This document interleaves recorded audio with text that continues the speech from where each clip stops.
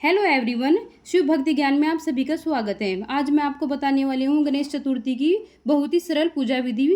तो चलिए वीडियो को शुरू करते हैं फ्रेंड। गणेश चतुर्थी में सबसे पहले हम लोग पूजा करेंगे, चौकी लगा लेंगे। चौकी पर हम लोग लाल रंग का आसन बिछा लेंगे। तो मेरे पे इसमें आसन लगा हुआ ही था, इसलिए मैं आसन नहीं बिछा रही हूँ। तो आप थोड़ा सा इसके बाद हम दुर्वा का आसन दे देंगे। आप चावल का आसन भी गणेश जी भगवान जी को विराजमान करते समय दे सकते हैं। फिर गणेश जी को विराजमान करने के बाद, लेकिन अगर आप एक दिन की पूजा कर रहे हैं तो आप दुर्वा का आसन, बेल दुर्वा घास गणेश जी को बहुत ही प्रिय है। तो यहाँ पर मैंने दुर्वा घास का आसन दे दिया। गणेश जी को स्नान करा देंगे, उसके बाद हम जनेऊ वस्त्र वगैरह धारण करवा देंगे। तो वैसे तो गणेश चतुर्थी पर हर महीने 2 बार आती ही रहती है, पर कुछ लोग हर एक गणेश चतुर्थी का व्रत करते हैं। फ्रेंड्स, अगर आप हर एक गणेश चतुर्थी का व्रत नहीं भी करते हैं तो कोई बात नहीं, पर ये भादो मास वाली शुक्ल पक्ष में आने वाली गणेश चतुर्थी के दिन गणेश की स्थापना आप जरूर कीजिए और जरूर व्रत को धारण कीजिए। उसके बाद हम थोड़ा सा आसन चावलों का देके दीपक जला लेंगे और गणेश जी भगवान जी को तिलक भी कर लेंगे, रोली का तिलक लगा देंगे। उनको थोड़े से अक्षत समर्पित कर देंगे। फ्रेंड्स, कुछ लोग फलाहार का व्रत करते हैं, यानी पूरे दिन फल खाते हैं तो अगले दिन अन्न खाते हैं, लेकिन कुछ लोग एक समय भोजन कर सकते हैं और करते हैं, यानी कि पूरा दिन आप लोग व्रत करने के बाद शाम को खाना खा सकते हैं। अब गणेश चतुर्थी का ये दिन है, तो आपने व्रत किया है तो जो भोग समर्पित करेंगे वह फलाहार समर्पित आप कर सकते हैं। दूध भी आप समर्पित कर सकते हैं, दूध से बनी हुई मिठाई भी आप समर्पित कर सकते हैं। आप गणेश भगवान जी को मोली समर्पित कर सकते हैं। उसके बाद आप कोई सुगंधित फूल भी समर्पित कर सकते हैं।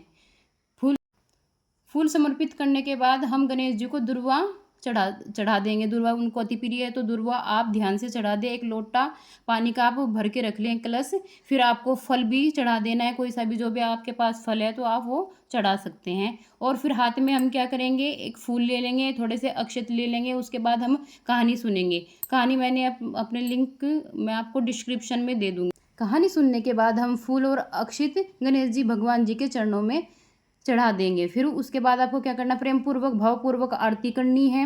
आरती करने के बाद आपको चंद्रमा को अर्घ देने के लिए हम एक जल कलश ले लेंगे। कलश का जल भरने के बाद हम उसमें थोड़ा सा दूध डाल देंगे। दूध डालने के बाद हम थोड़ा सा उसमें फूल डाल देंगे। अगर आपके पास जो भी फूल अवेलेबल है वो आप फूल डाल सकते हैं। उसके बाद थोड़ा सा हम दूर्वा डाल देंगे। दूर्वा डालने के बाद हम थोड़ा सा अक्षत डालेंगे और सिंदूर भी हम उसी में डाल देंगे।